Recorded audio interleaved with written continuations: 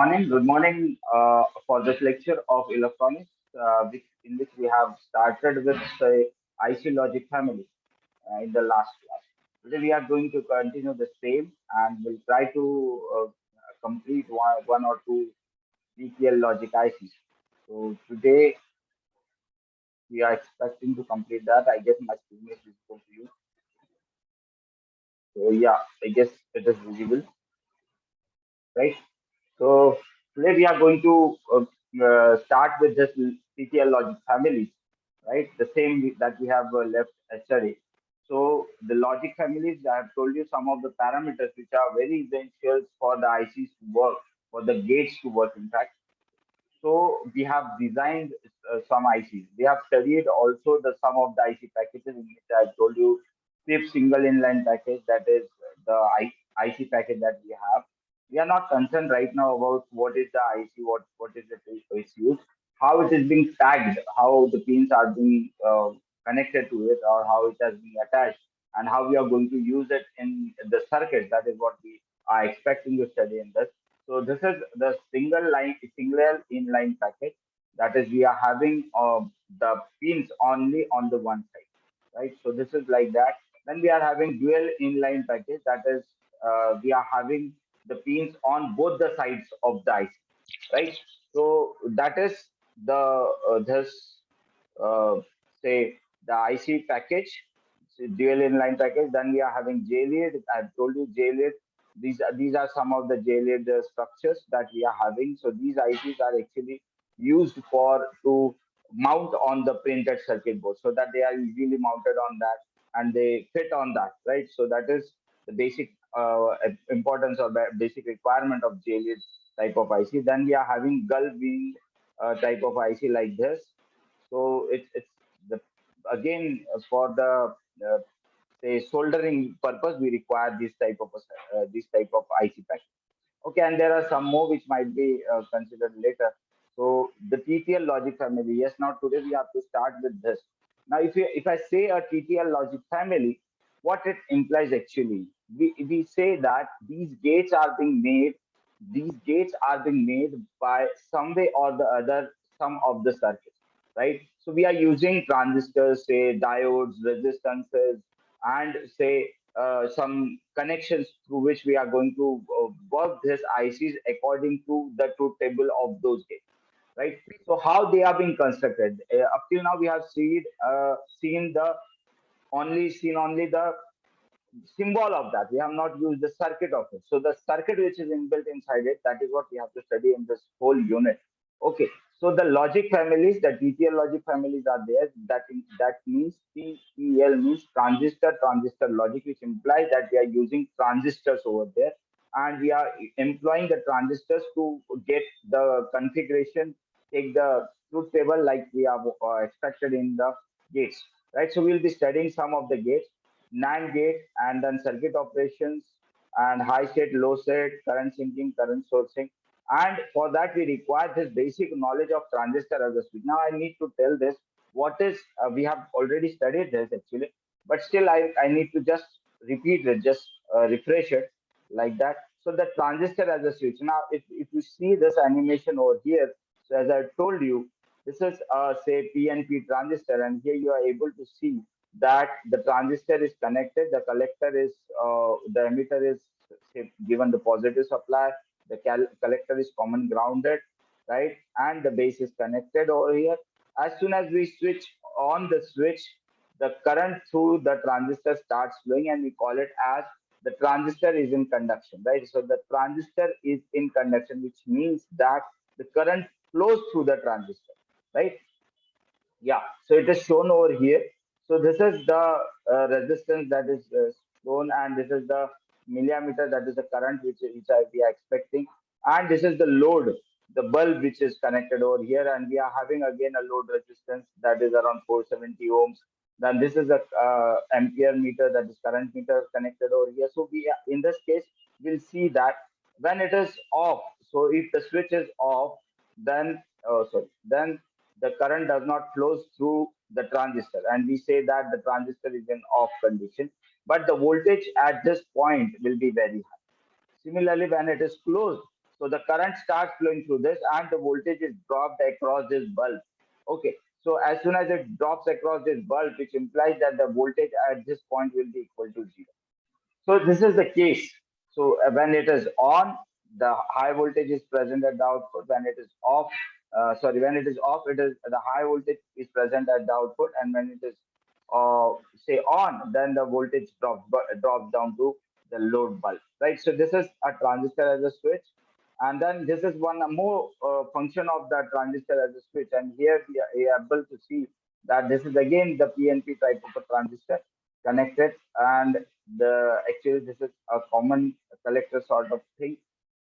That here what we are trying to do is we are trying to switch on the AC signals, which are AC bulbs, which is connected to a relay. So this is the concept of a relay. If not, so as soon as the current flows through the coil, this this metal plate is going to be attracted towards it. So as soon as it gets attracted, this connection starts over there, and the current flows through this, so that the bulb glows. And as soon as there is no current flowing through this, then this is shift to the not conducting plate, and the circuit is not complete, and the bulb does not glow.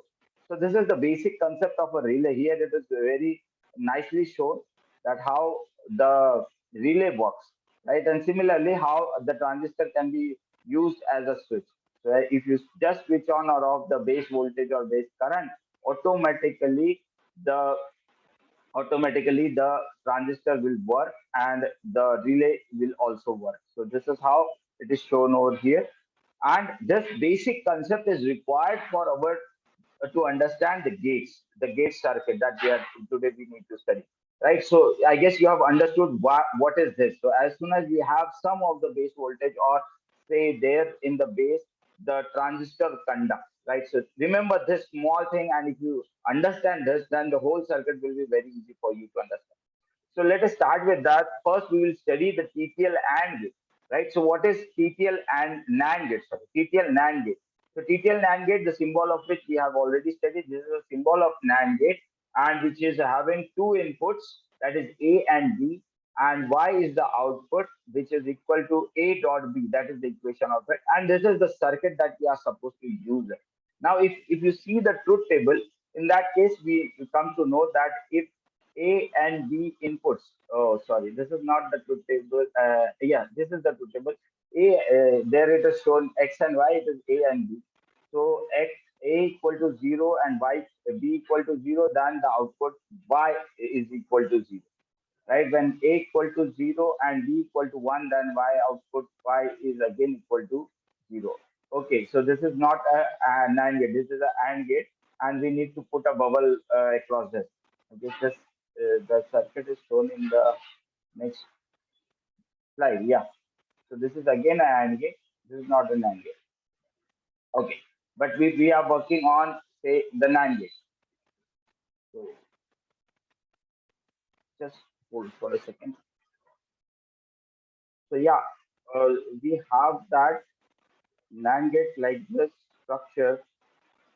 So in this slide, I guess it's visible. So this is a NAND gate, and the truth table of NAND gate is shown over here, where we are having when A and B are 0, 0, or any of the inputs are low, then the output is high. When both the inputs of a NAND gate are high, then the output is low. So this is the basic truth table of that. And here on the right hand side, if it is visible, this shows that this is the basic circuit of the NAND gate. I guess it is a little bit complicated right now, but when you understand that, I guess it will be very easy. Okay, so let us start with that. There is one more circuit which might appear a little bit brighter. So I will try to explain that circuit. Yeah, this is the truth table, and this is the circuit. Yeah. So what we are having is so what we are having here. So this is the circuit of transistor logic NAND. Is that visible? Anybody can unmute and let me know. So this is the say the TTL NAND gate, where we are using employing the transistor logic. Now see, here we are having a transistor which is having two emitters over here. The base is connected to the positive terminal through this resistance R1. The collector is given to the base of Q2. This is Q1. Instead of having one transistor, we can have two different transistors like that. So that circuit is also okay for that on that note. So we are having this two transistors. Just imagine. So instead of having two transistors, we can have one transistor with multiple emitters, right? So we are having two emitters over here, and we have named it like A and B. The base is connected to positive terminal. The collector of this Q1 is connected to the base of Q2. Now remember the concept of how the transistor works. So unless and until it is having the voltage at its base, the transistor is not going to work. Okay, so this is the transistor Q2, and this is connected to positive supply, and actually it is connected in common emitter mode. So the emitter is common grounded through this resistance R3. And the other circuit that we are able to see over here on this side, this is called as the totem pole output. So this whole circuit where we are employing two transistors Q3 and Q4, and we are having a diode D1 in between Q3 and Q4. The resistances R4 is over there, which is around 130 ohms, and the output X is expected. The output X is expected at this point. I guess it is visible. Have you understood this? So this is that diagram of TTL NAND, where we have used around four transistors, four resistances, and a diode. Okay, so this whole circuit where we are having a one resistor, Q3, diode V1, and Q4. This whole circuit is called as the totem pole output. So remember this circuit, we are using it as a totem pole, right? So this circuit will remain common. So we will have this much of circuit only to be say remembered. Okay, so this is the circuit of TTL NAND gate. Now how it works? So we'll have this type of say truth table, and then we'll see what happens when we give 0 0 to it. When both the inputs are 0 0, or say in that case any of the inputs are 0, or we are applying low to that any of the emitter of this transistor Q1, so they will be grounded. As soon as this two terminals or any of the terminals are being grounded, now the transistor will start conducting. As soon as it starts conducting, what happens? The base or the voltage which is over there in the base is being pulled down to the ground through this emitter, through this input A and B, right? So there is no voltage at Q2. Remember this. So as there is no voltage at on the base of Q2, this Q2 will be switched off. Remember this. This Q2 will be switched off, right? Switched off means this is not conducting. So if it doesn't conduct, which implies that this positive VCC will come at the collector of this transistor Q2. So the whole voltage which is over here will come at the collector of transistor Q2. As soon as the voltage across at this point of the collector increases, the base of Q3 will also increase, right? So we are having the voltage at Q3, and accordingly this Q3 will start conducting, and as soon as it conducts, then as soon as it conducts the Q3, then the current starts flowing through this Q3, right? And the diode through the diode, since diode is connected to the positive. So as soon as this Q3 conducts, the voltage will come at this point, which is X, right? So we'll have the high output. Now remember, since it is off in off condition, the emitter voltage will remain 0, and since this is 0, the base of Q4 will be 0, and the Q4 will not conduct. So now, so we'll start thinking of the say. I will try to tell you how which transistors are being on and which transistors are being off. So Q1 over here is on, Q2 will be off, Q3 will be on, and in that case Q4 will remain off. So the voltage at X will be high. So the plus VCC will come across this point X. So whenever we are having these three conditions, which is called as A, B equal to 0, or A equal to 0, B equal to 1, or A equal to 1 and B equal to 0, in any of the conditions, one of the emitter will be grounded and the transistor Q1 will be in on state, right? As soon as it becomes on, Q2 will become off, and if Q2 is off, the collector voltage will increase of Q2, and in return the Q3 will become high. The Q3 will start conducting, so Q3 is on, and all the voltage which is dropped across this through this resistance will come at this point, that is X. The output voltage at X will become high. This Q4 will remain off since there is no current flowing through this emitter. So the base of this Q4 will be zero, and the transistor Q4 will be off. So the voltage over here will be high. So this is true for all the three cases, right? So when it is A or B equal to 0, or A equal to 0, B equal to 1, or A equal to 1, B equal to 0, right? But for this fourth situation, that is when both the terminals, both the inputs of say A and B are high. If that is the case, then what happens? So if both are high, means both are given plus 5 volt over here. So the transistor will not conduct. There will be no, say, the base emitter junction will not be forward biased because it is still having 5 volts and these two are having 5 volts. So there is no zero point 0.7 volt difference between the base emitter junction, and accordingly this transistor will remain off. As soon as this transistor becomes off, the collector voltage increases. This collector voltage, if it increases, then the base of Q2 will increase. So the Q2 will become on. As Q2 will become on, the current through Q2 will flow, and the voltage which is over here will drop at this point across the resistance R. This point will become high. As soon as this becomes high, the base of Q4 will be high, right? So as soon as it becomes high, then the voltage, the current which is over here is being connected to the ground, right? And if the collector is zero, then this Q3 will be off. So as soon as it becomes off, then this plus 5 volt will not be dropped across this, but indirectly it is connected to the ground. So X will become low, right? So the output at this point will become zero. So this is how a TTL NAND gate works. When both the inputs are high, then the output is low. If any one or both the inputs are low, then the output is high. So that is the basic definition of the TTL or the NAND gate. And this is the circuitry that we are using inside the IC, inside this gate, inside the symbol of that. So we are having this circuit. This is nothing but the TTL NAND gate.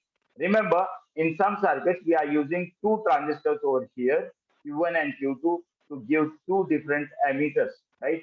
So this is a multiple emitter transistor, right? So it is having two emitters at a time. With the function of both the emitters are same.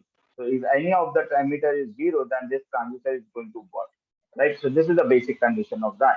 Now this is called as the TTL NAND gate. I guess you have understood. If there is any question, please comply to me, or we'll start with say the another circuit, that is the TTL NOR gate. Again, if the circuit is being say right. So yeah, this is the yeah. So this is the circuit of TTL NOR gate, and this is the symbol that we have actually studied till now in the last semester. NOR gate, which is having A plus B bar, right? So AB equal to 0, it is 1. When both the inputs are 0, then it is 1. When one of the input is high, then it is 0, right? So here we are using two circuits again. I guess it is visible to you. This is the totem pole output circuit that we are having, right? So,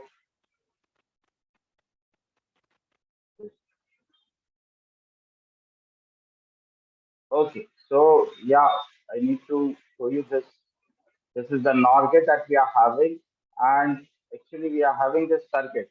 So it's not clear, that much of clear. So we'll start to have the same circuit like, and yeah, this is the truth table of the circuit, and this is the circuit, right? Now here we have used two transistors, Q1 and Q2. So remember, both the transistors and connection are same. We are having a two diodes over here, which is connected in this fashion. Then okay. So we have the same circuit. This is another circuit, and this is the same circuit with 4 kilo ohm resistance, and the collector of which is connected to the base of Q3. Here it is connected to Q4.